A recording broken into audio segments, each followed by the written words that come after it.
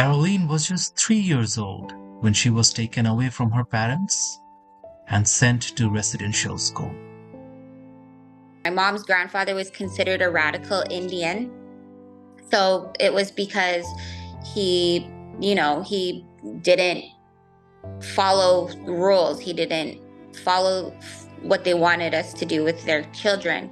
So to punish him, my grandmother Carolyn, they sent her far away. So they sent her to Saskatchewan rather than the one that was just down the road, because it would be harder for him to go see her or for her to come home. She experienced abuse. She experienced a lot of torment, a lot of torture, bullying. And the reason why people were bullied in residential schools because some kids had gifts. So if they could sing, or if they could play the piano, or if they could play an instrument, or if they could play hockey, or if they could play good at sports, they were more favorited than the other kids who couldn't.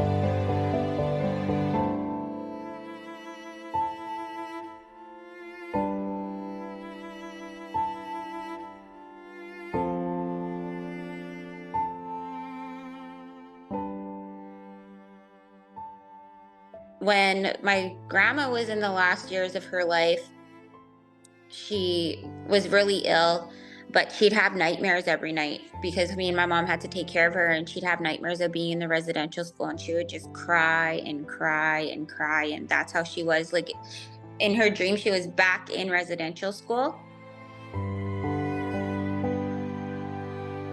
Though Caroline survived, a lot of the kids did not. An estimated 6,000 children died at residential schools tragedy, a government-sponsored system run by churches with the purpose to educate and convert Indigenous youth and to assimilate them into Canadian society.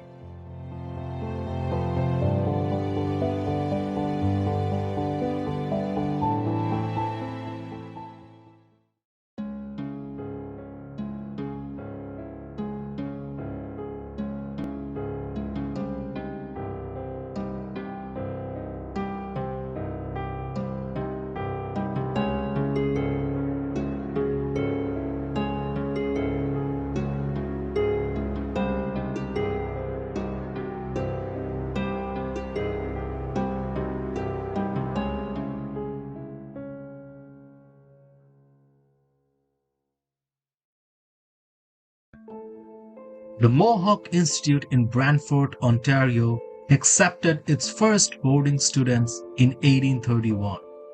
The number of schools increased over time. In total, over 130 residential schools operated in Canada between 1831 and 1996. The horrors were tremendous during this period.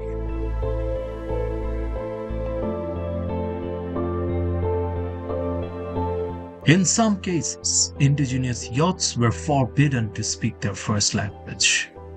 The attempt to assimilate children began upon their arrival at the schools. Their hair was cut, and they were stripped of their traditional clothes and given new uniforms. In many cases, they were also given new names.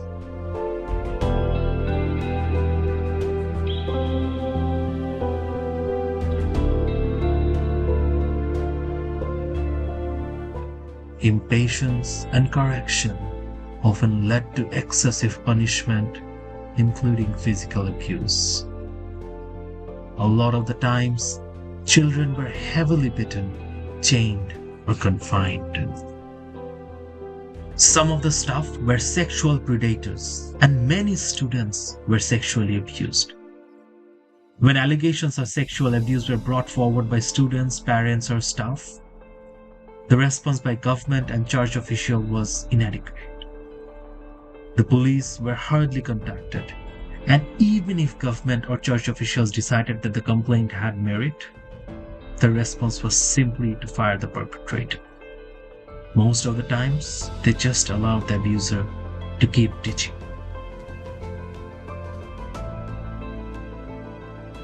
This led to some of the families to deny sending their children into these schools and still suffer. My great-grandfather had 9 children, and 5 of the 9 went, and 4 were hidden. My grandfather's first 5 that went experienced sickness. Some of them passed away. So they got scared. So my mom's grandma decided to hide their remaining 4.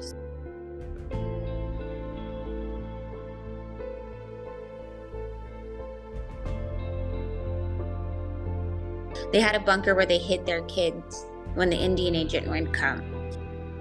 The Indian agent would come at any time of day, and they would live on edge, right? Because you never know when they were going to come. The Borden Residential School in Panichi, Saskatchewan closed in 1996. It was the last federally funded residential school in Canada.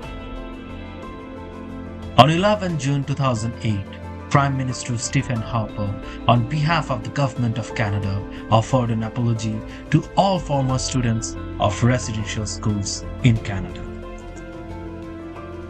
Mr. Speaker, I stand before you today to offer an apology to former students of Indian residential schools. The treatment of children in Indian residential schools is a sad chapter in our history. The apology recognized the profoundly damaging and lasting impact the schools had on Indigenous culture, heritage, and language, and was one of the steps that the government has taken to forge a new relationship with Indigenous peoples in Canada, until the survivors launched a class action lawsuit against the government.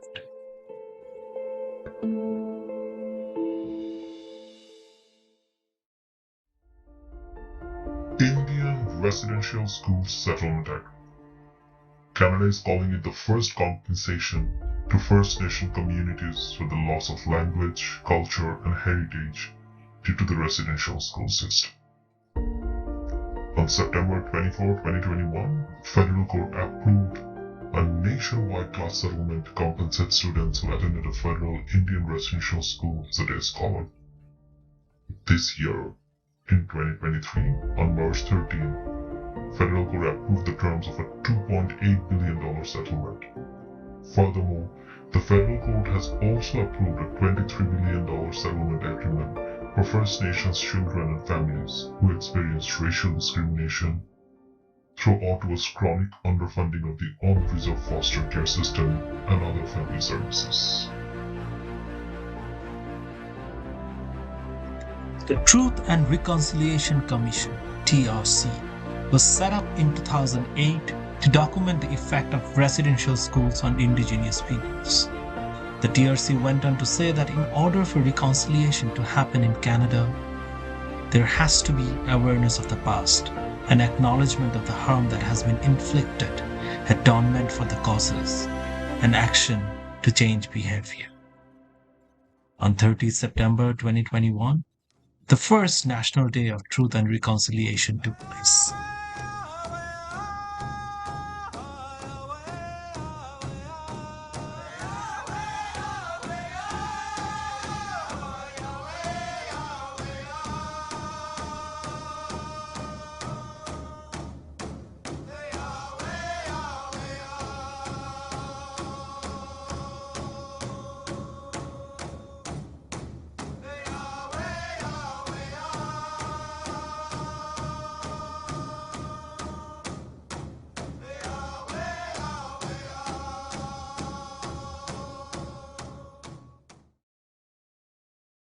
Recently, the former Ryerson University has officially changed its name to Toronto Metropolitan University over concerns about the man the institution had been named for and his links to Canada's residential schools.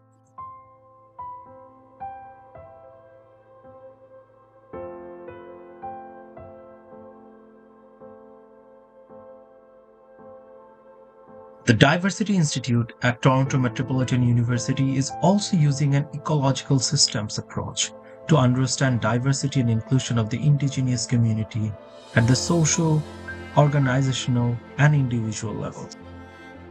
Since the reconciliation efforts really really amazed to see that the Canadian government has taken it seriously to take steps in accordance with laws. And I think I am very privileged to work on an issue like that, which is representation of the equity deserving group that also includes Indigenous peoples into Canadian leadership boards, and also fighting unconscious and active biases against Indigenous people in the workplace or just in day-to-day life.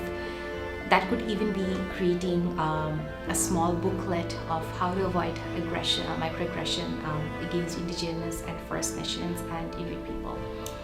Other than that, I think promoting the Indigenous culture and just learning their history and the whole understanding of listening to them, learning from them, and working with them has become very vital part of Canadian culture and organizations. So that's amazing.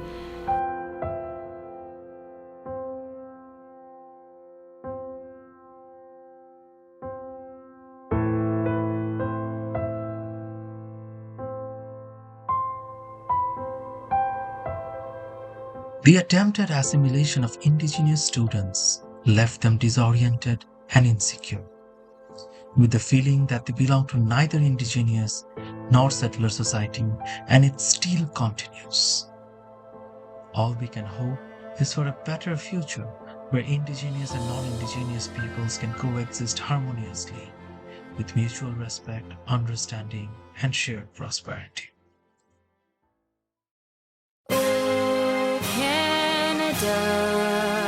Our home and native land, true patriot love in all of us command. Quand on va se porter le pays, il sait porter la croix. Ton histoire est une épopée.